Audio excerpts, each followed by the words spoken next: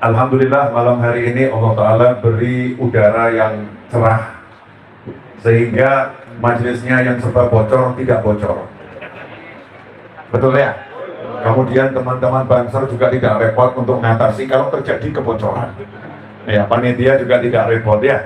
Semuanya bisa nyaman. Maka kita syukuri dulu. Alhamdulillah. La in syakartum la azidannakum. Kalau syukur nanti ditambah oleh Allah Subhanahu wa Ta'ala. Kemudian terlebih dari itu, kita syukuri nikmat sehat walafiat sehingga kita bisa sampai di sini sehat walafiat. Lebih dari itu, nikmat yang paling tinggi yaitu kita dikasih nikmat iman, dikasih nikmat Islam. Dan yang lebih tinggi dari itu, kita senang jadi muslim, senang jadi orang yang beriman, ya, dan bisa merasakan nikmatnya iman. Alhamdulillah. Karena hanya orang-orang yang suka hadir majelis begini nih, ini yang sudah bisa mencicipi nikmatnya iman. Saya tadi sepanjang jalan itu lihat orang jualan durian. Lagi musim kelihatannya nih ya. Lihat orang jualan durian sepanjang jalan. Kemudian saya lihat orang berhenti buka durian, ya, makan durian dengan lahap, nikmat rasanya. Orang yang nggak suka durian ngomongnya begini, bukanya aja susah, aromanya nggak enak. Orang kok pada suka ya, orang kok pada suka, betul ya? Kata yang makan durian, bodoh dia. Bodoh itu. Durian enaknya seperti ini kok nggak suka. Kata orang yang doyan durian. Nah, kemudian saya lihat majelis ini, alhamdulillah. Nah ini nggak ada durian dibuka. Iya. Nggak ada sesuatu yang kira-kira mungkin menjadi kesenangan kita. Nanti toh kalau ada makanannya modelnya seperti apa masih misteri. Ilmu. Kok ya senang duduk seperti ini? Ya senang kumpul begini. Sumuk panas, ya senang. Duduk berimpit-impitan, berjejal-jejal, senang. Duduknya bukan di kursi yang empuk, di ruangan ber-AC, senang ya. Ini senangnya karena apa? Karena satu hal, percaya sama Allah Subhanahu wa Ta'ala, percaya kepada Nabi Muhammad Sallallahu Alaihi Wasallam. Itulah yang namanya iman. Itulah namanya iman. Al-iman yazid wa yanqus. Yang namanya iman itu bisa nambah, bisa kurang. Yang dimaksud iman nambah dan kurang bagaimana? Lawang percaya itu ya percaya ya. Percaya ya percaya, tapi percayanya nambah, percayanya kurang, maksudnya bagaimana? Orang kalau percayanya semakin kuat, taatnya nambah. Kalau percayanya mulai kendor, maksiatnya yang nambah. Na'udzubillah min dzalik. Makanya orang yang percaya sama Allah sungguh-sungguh, percayanya kuat. Kalau pengen percayanya kuat, maka taatnya ditambah. Kalau taatnya ditambah, percayanya semakin kuat. Zaman sekarang ada penyakit mengerikan, lebih bahaya daripada virus corona. Ini lagi heboh virus corona, betul? Pada takut kena virus corona. Ya, takut sama virus corona. Benar atau nggak benar ini? Heboh, yang dari Cina, WNI diminta kembali, betul ya? Hari ini sudah balik. Sementara yang di Cina minta warga negara Cina kembali ke Cina. Kemudian wilayahnya diisolasi, ya, dikarantina. Nggak boleh ada yang masuk, nggak boleh ada yang keluar. Bagus. Semua yang dilakukan itu tadi bagus, tapi ada satu yang lebih parah, satu yang lebih mengerikan dari virus corona. Virus itu namanya adalah virus tidak bisa qanaah. Sama-sama ki. Yang satu corona, yang satu qanaah. Kalau qanaah bagus, ini tidak bisa qanaah.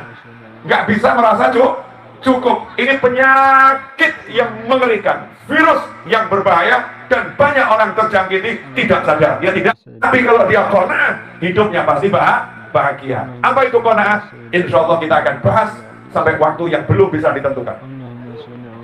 Bisa 5 menit, bisa 1 menit, bisa setengah menit, ya, bisa 20 menit, bisa 1 jam, bisa setengah jam. Wallahu a'lam. Saya juga tidak mau dipaksa ngomong lama-lama, dan saya juga tidak mau memaksa diri saya ngomong lama-lama, dan saya tidak mau mikir ngomong lama-lama. Yang penting saya mau ngomong, jadinya lama atau tidak, wallahu. Tapi sebelum saya lanjutkan, saya mau konsultasi dengan bagian sound system. Soundnya cakep, soundnya bagus, tapi saya minta echo-nya dihabiskan total, tanpa echo. Ya, tanpa echo. Ya, cek 1, 2. Jazakumullah khairan. Dah cukup seperti ini, jauh lebih bagus. Ini cocok untuk suaranya penceramah, sehingga tidak gema. Sekarang lebih jelas suara saya? Alhamdulillah. Qanaah. Qanaah itu artinya merasa cukup dan puas. Merasa cukup dan puas. Saya mau nanya kepada yang hadir semuanya ini. Dapat gaji 2 juta cukup atau kurang? Dapat gaji 2 juta cukup atau kurang? Kata anak-anak kurang. Kurang ya?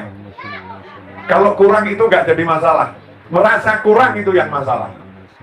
Jadi ketika 2 juta itu kurang, tapi saya merasa cukup dengan 2 juta, bahagia. Tapi kalau 2 juta, memang kenyataannya kurang menurut hitung-hitungan, tapi dia merasa kurang, itu walau dikasih 10 juta akan tetap kurang. Karena hatinya nggak pernah puas, hatinya selalu merasa kurang. Pertanyaan berikutnya, yang sederhana saja. Punya handphone harga 5 juta. Handphone harga 5 juta. Pada umumnya udah puas atau kurang? Kata adik-adik puas. Kenapa? Karena adik-adik melihat handphoneku paling mahal. Kira-kira puas nggak dengan handphonenya ini? Begitu dibandingkan kameranya, loh kok jelek punya gue ya? Ya, dibandingkan suaranya, kok itu pasti punya jelas ya? Punya saya kok nggak jelas itu ya? Mulai dia nggak puas dengan yang dimiliki, nggak puas dengan yang dimiliki. Nah ini penyakit yang berbahaya. Saya pengalaman di jalanan, saya ini sopir. Saya ini sopir di jalanan. Saya itu salut sama supir truk. Salut sama supir truk. Supir truk itu gajinya berapa? Nggak besar. Dan mobilnya nggak enak. AC-nya selalu alami. Jendela dibuka, ya. Jendela dibuka. Dan truk itu jarang boleh kebut kalau muatannya banyak. Harus pelan-pelan. Tapi supir truk ini disalip sama mobil model apapun, santai-santai saja. Yang nyalip dia Alphard, dia juga senyum.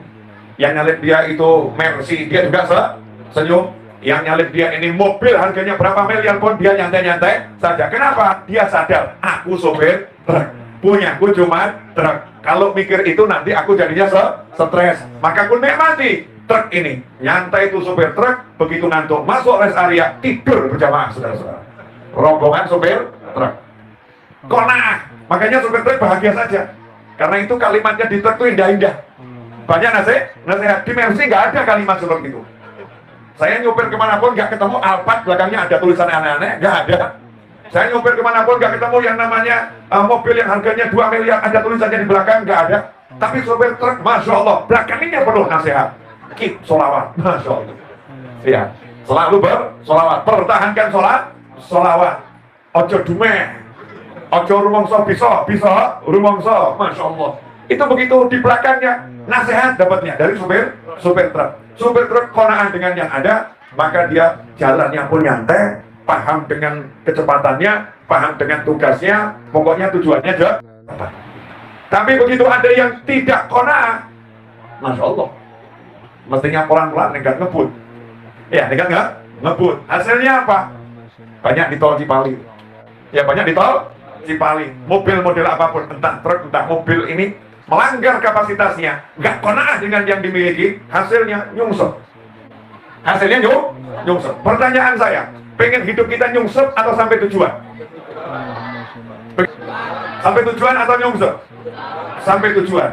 Karena itu kenali kapasitasmu. Yang dimiliki apa? Disyukuri, dinikmati, dirasakan, dirasakan, dienak-enakan. Contoh, ya contoh. Yang nggak angel-angel, gampang-gampang. Yang pernah sekolah SD coba angkat tangan. Yang pernah SD. Ya. Entah madrasah apa namanya, pokoknya pernah SD gitu ya. Insya Allah semua pernah ya. Pernah nggak dengar kalimat seperti ini? Iqna' bil qalil sayatika katsir. Merasa puas dan cukuplah dengan yang ada, nanti yang banyak akan datang kepadamu. Pernah dengar nggak kalimat itu? Saya dari SD diajarin gitu di sekolah dulu. Iqna' bil qalil sayatika katsir.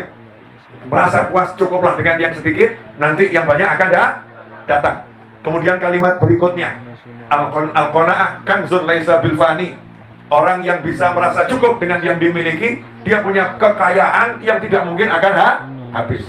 Sayangnya itu kita punya informasi nggak pernah dipercaya. Informasinya ada tapi tidak percaya. Ini resep sugih, saudara-saudara. Resep kaya. Pertanyaannya, mau kaya atau mau miskin? Mau kaya atau mau miskin? Mau kaya atau mau cukup? Orang kaya adalah orang yang tidak merasa butuh. Itu orang kaya. Yang masih punya butuh berarti miskin. Nah, kamu bikin kaya atau miskin? Cukup, nggak puas, itu namanya kaya, betul kan? Nah, kalau masih kurang, kaya atau miskin?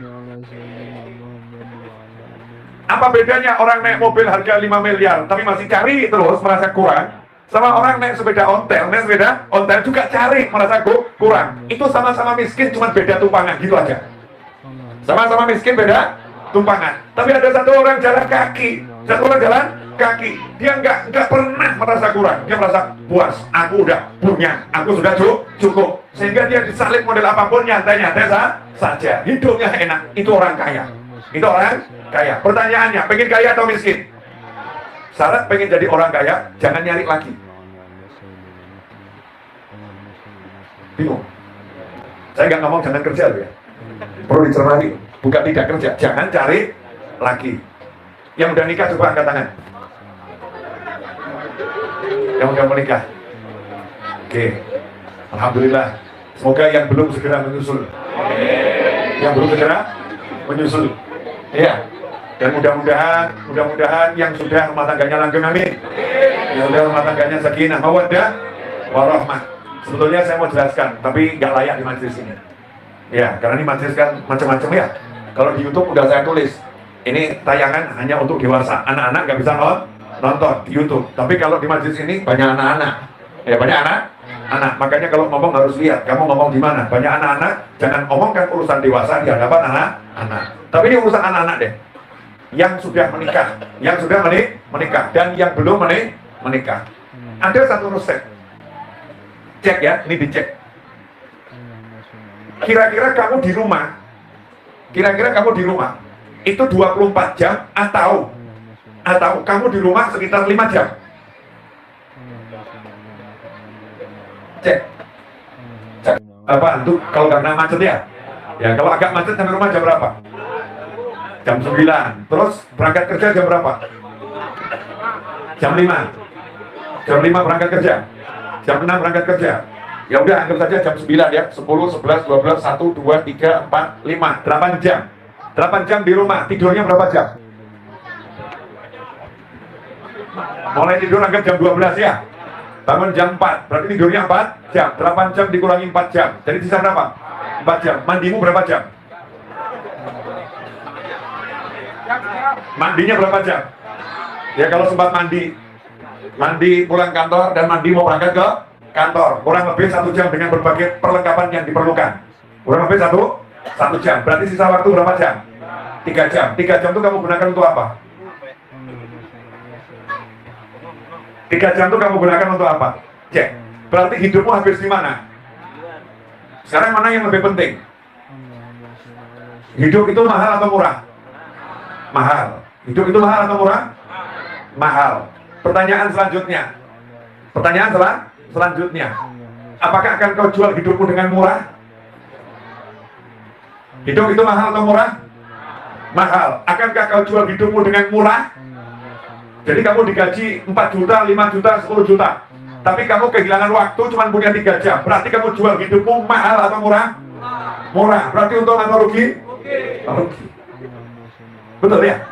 Dan apa yang menyebabkan rugi? Satu penyakit namanya tidak bisa qanaah. Nggak bisa qanaah. Tapi kalau bisa qanaah, Masya Allah, nanti akan banyak waktu kita itu merdeka. Waktunya bebas. Kerjanya luar biasa, tapi waktunya juga luar biasa. Itu namanya al-barokah. Namanya berkah. Caranya bagaimana? Menikmati yang ada, mensyukuri yang ada, dan tidak selesai. Dalam kalam Habib Ahmad bin Umar bin Suhaib radhiyallahu anhu disebutkan, zaman dahulu kala ada satu waliullah ahli ibadah. Ibadahnya luar biasa. Luar biasa. Dan tidak pernah menunjukkan dirinya miskin meskipun sebetulnya nggak punya uang. Jadi bajunya rapi, ya. Orang senyum, kalau punya apa-apa dibagi ke orang, ya dibagi ke orang. Nggak pernah menunjukkan dirinya itu miskin. Anehnya, semua orang kasih dia.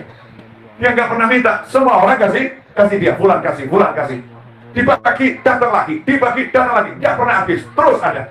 Akhirnya muridnya Habib Ahmad bin Zain al-Habsyi, muridnya nanya, muridnya Habib Ahmad bin Umar bin Suhaib radhiyallahu anhu nanya. Ini Habib yang hidupnya tahun 1100 Hijriah. Tahun 1100 Hijriah, 300 tahun lalu di Hadramaut. Muridnya nanya, Bib, ini satu orang ini kan ibadahnya luar biasa. Gak pernah nunjukkan miskin, gak pernah nunjukkan butuh, tapi dia bagi ke orang. Kalau semua orang kasih dia ya, kalau rezekinya mendatangi dia. Ini rahasianya di mana? Rahasianya di mana? Sementara yang lain nunjukkan miskinnya gak dapat duit. Yang lain cari sumbangan keliling gak dapat duit. Dia gak keliling didatengin sama duit. Rahasianya di mana? Mau tahu rahasianya enggak? Wani biro. Ya, wani biro nih. Allah berani berapa? Wajah-wajah takut gini repot ya. Gratis. Ilmu itu apa mahal tapi murah. Katanya Habib Ahmad bin Umar bin Sunaid radhiyallahu anhu. Beliau berkata, apakah kamu gak paham?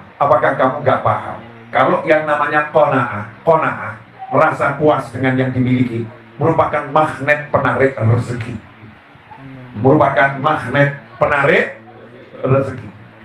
Ini mungkin kalimat kita enggak. Lain akan datang. Merasa puas dengan yang dimiliki, disyukuri, yang lain akan datang. Makanya dikatakan siapa yang hatinya merasa butuh kepada manusia, sebagaimana disebutkan dalam hadis, maka Allah Ta'ala akan menjadikan kefakiran tampak di depan